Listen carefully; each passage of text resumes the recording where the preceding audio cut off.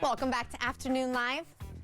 If you're thinking about selling your house, then you want to hear what our next guest's advice is before you put it on the market. We welcome the author of Seller Mistakes. Michael Bell is with us today. Michael, thanks for joining us. Thank you, Kara. And how many mistakes are people making? Do you see a lot of them? You'd be surprised how many mistakes they make, and the scary thing is they don't really realize they're making these mistakes. Is it because they're not getting good advice, or what really is it? Is it emotional? It's a mixture of not getting the best advice. It's a mixture of not hiring the right realtor. It's also a bit about realtors not actually knowing what the data is out there as to what works and what doesn't work. And this book really exposes all of that. So let's expose some of it today. What are, do you feel like, the biggest, most common mistakes? Well, the biggest mistakes people make is that they just hire any old realtor or they hire their friend. And the National Association of Realtors puts out a lot of statistics. They ask a lot of people a lot of questions with people that just bought or sold, and they found that 75% of all home sellers interview one agent, which means they just pick somebody.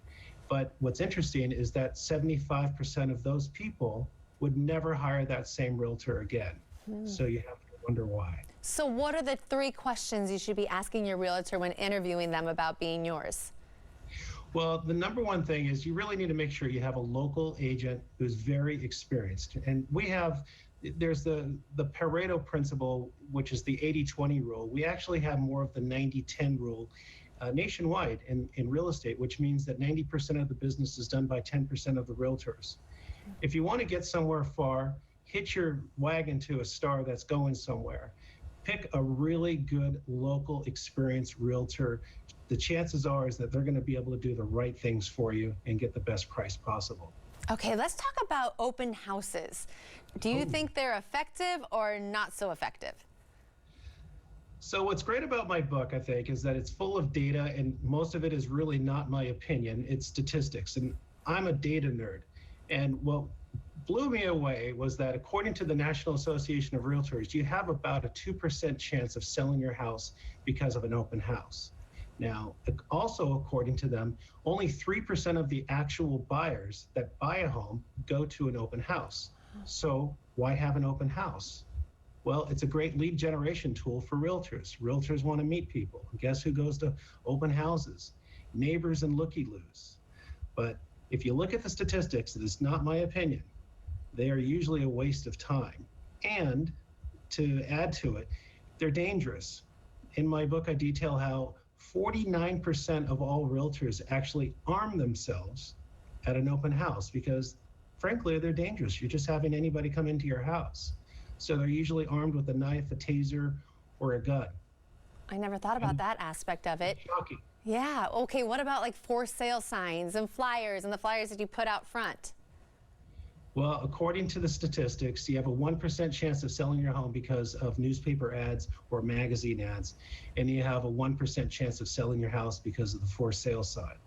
So if you can quickly add this up, you have about a 5% chance of selling your house because of open houses, print ads, or mailers, or your real estate sign, which is kind of crazy because everybody thinks that that's what you need to do to sell your house.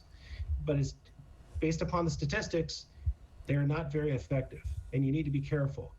The person that you hire is actually going to do more of the effective things that is going to sell your house instead of making these mistakes. Well, I know you're very effective. You've had quite a bit of experience, over 20 years, $500 million in sales. I mean, what is it for you? What makes you stand out as far as a realtor?